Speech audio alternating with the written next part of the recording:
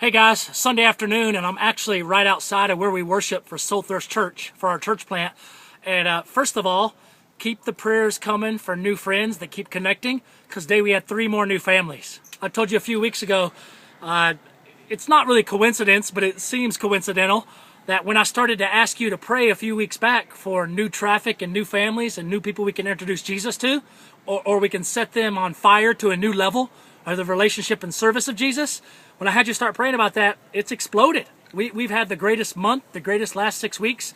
Like I said, today 3 more new families, and just had a couple real cool conversations with families being led by God to kind of step it up and to look deeper in Jesus and become his vessels of light and love and his gospel and all the stuff you dream of when you're a part of a church plant. So keep those prayers coming. Please be diligent in those prayers. It's been awesome. I also want to tell you an Ash Wednesday story. We had a really cool, very powerful Ash Wednesday service last Wednesday, but my favorite part of the whole thing was something that happened right after the service.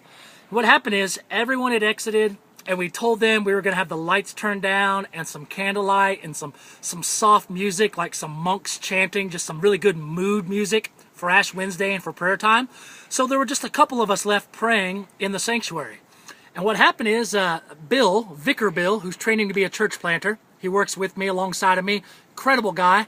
Matter of fact, go to billbrimer.com. You can hear his story. You can see his music. He's a singer-songwriter. And you can track his journey of studying at the seminary.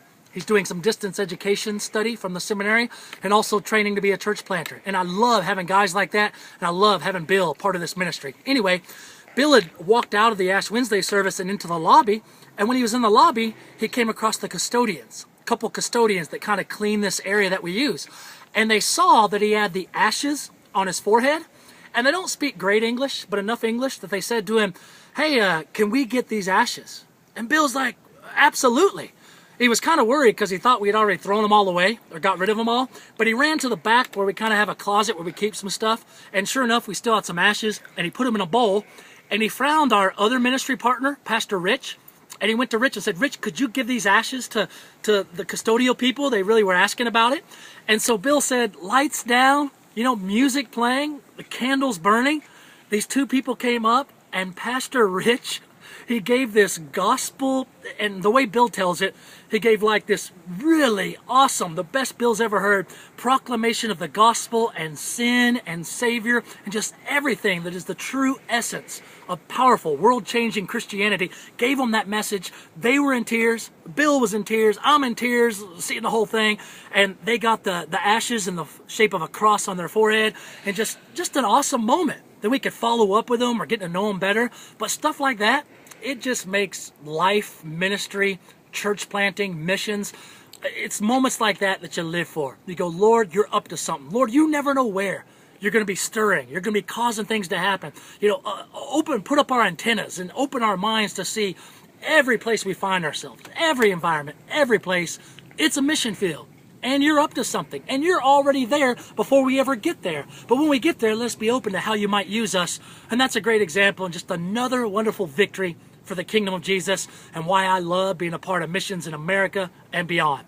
And last thing I want you praying about, I'm a part of right now taking a lot of different things going on here in America, mission stuff, and kind of funneling it down into a ministry called Soul Thirst American Missions.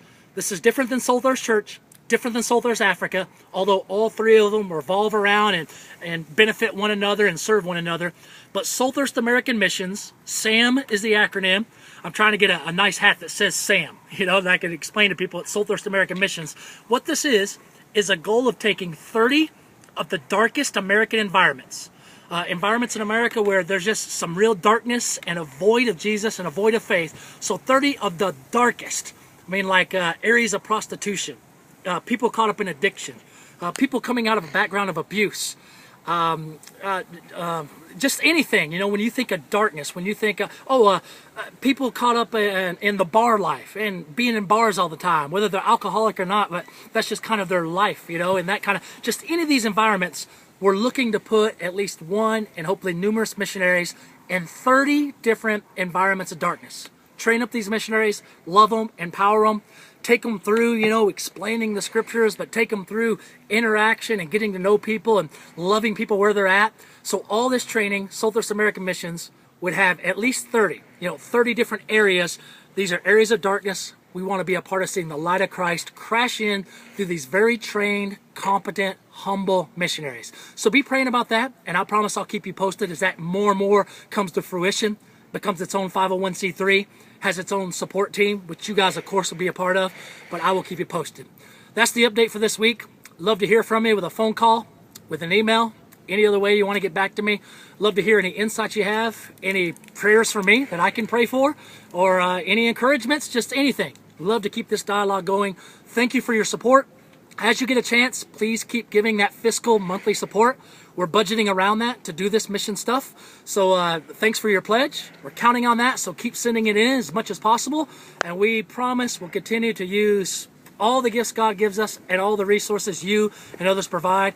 We just want to see the gospel of Jesus the King go to the ends of the earth, one life at a time. And a matter of fact, that's what I preached on today. One life at a time is how Jesus does his viral, his mass movement.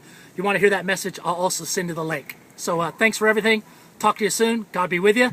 And big time, thank you for being my mission support team. I'll talk to you soon. Bye.